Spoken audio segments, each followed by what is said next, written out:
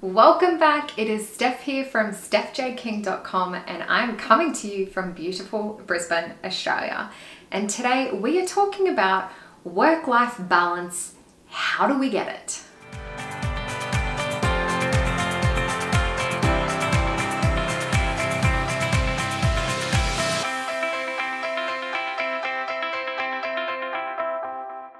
I don't know about you, but I'm juggling work, my side hustle, my relationship, my family, my friends, and there's so much more that we're all trying to juggle. And I don't even have kids yet. So all you mamas out there and you daddies, I'm like, points to you if you're trying to juggle all of this and children and your own family and even more. Point of the story is we all have so much going on in life and we're trying to do the best that we can in all of these areas. So what do we do when we start to get overwhelmed and we notice that we're getting a little bit run down? I personally really strive to have work-life balance in my life. It's very important to me because when I do overwhelm myself, I do tend to suffer anxiety and I just stress out completely. And that is just no good for anyone. So work-life balance, here are my tips for you. Number one is knowing what's important to you. So when I actually sat down and thought about, well, what is it that is important to me in life and what makes me happy is when I then started to schedule my time around those things. Because I don't know about you, but I want to have a happy life as best as I possibly can. So I don't want to do things that don't inspire me or don't bring joy to my life, if I can help it. Understanding what is important to you will then allow you to schedule your time around those things that bring you joy and make you happy.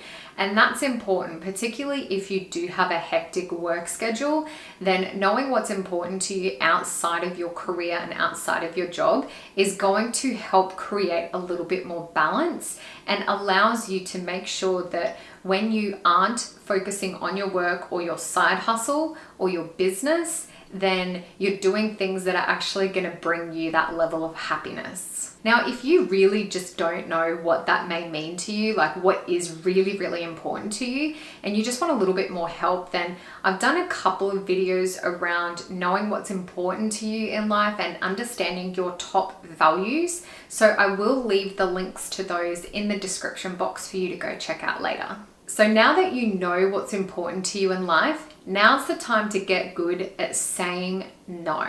So when you get all these text messages or Facebook Messenger messages or party invites or event invites on Facebook, there's just so many ways you can get invited to stuff or get asked to do stuff these days.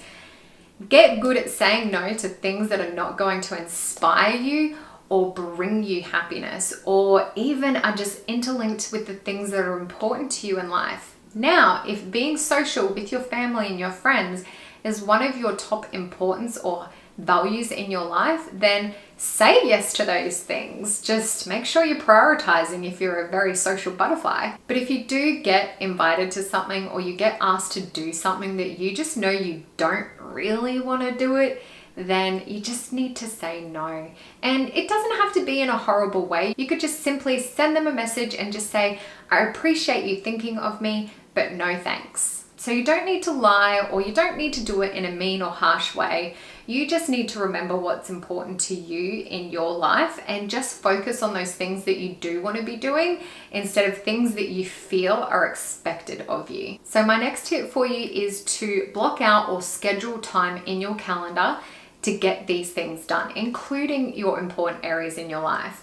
Now, I recently did another video on hacks for a productive week, and I do go into a little bit more detail around how to do this. So I will leave the link to that for you to go check out after you finish this video. But essentially, you just want to make sure that you've got your commitments scheduled into your calendar, but you're also scheduling in those important things to do so that you have the important things in there, you've got your commitments in there, and then when someone asks you to do something and you look at your calendar and it doesn't fit into something that is highly valuable to you in your life and you just don't have the time, then you can just simply say, sorry, I actually don't have the time to do that.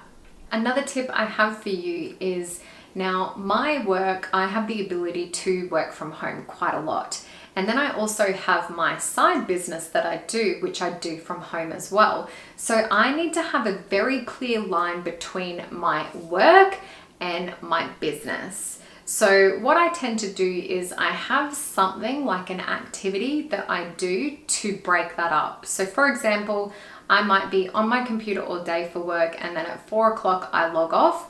Instead of staying on my computer and starting like straight into my side business, I take a break so I can stop thinking about work and give my mind a bit of a, I guess, a transition period of, okay, I can stop thinking about that now. It's time to move on to the next exercise or to the next activity. So this could be as simple as making yourself a cup of tea and going and sitting on the couch for 20 minutes.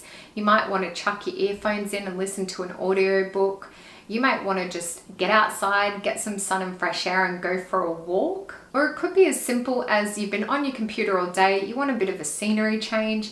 So you grab your laptop and you head out the door, or you even just change the area in your home. So you might be at your desk and you turn your computer off at your desk, you grab your laptop and you go and make your way to the couch. It's also a great exercise for you to do that if you are working away or in an office and you're on your way home and you know you're going to be bombarded with your family once you walk through that door.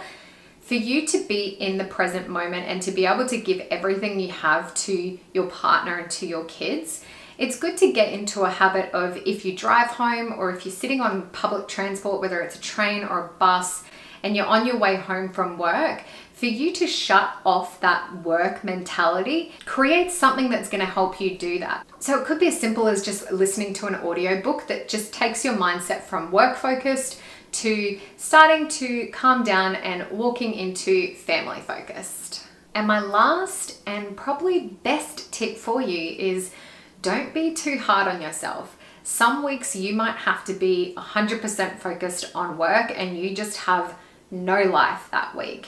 And that's okay. Don't beat yourself up about it. Don't think, oh my gosh, I'm really failing at this whole work-life balance situation. Just take it as it comes and just make sure that you allow yourself to bring your focus back the following week if you're able to. So things are going to be thrown at you.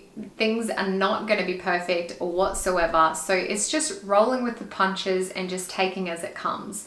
So if one week you're really focused on one thing and it was like not really something that you wanted to, or you didn't feel good about it, it's okay. It's been and gone. Time to refocus and move on and just think about what you can do better in the future. So there you have it. They are my tips on how to create a little bit more work-life balance in your life. I hope you did get value out of them. If you did, then please give this video a thumbs up and leave me a comment below and let me know, what do you do to try and get more work-life balance in your life? If you're new, then please hit that subscribe button, tick that notification bell, because then you'll get notified next time I upload. Until then, have a wonderful day or evening wherever you are in this beautiful world. Take care and I will see you next time. Bye.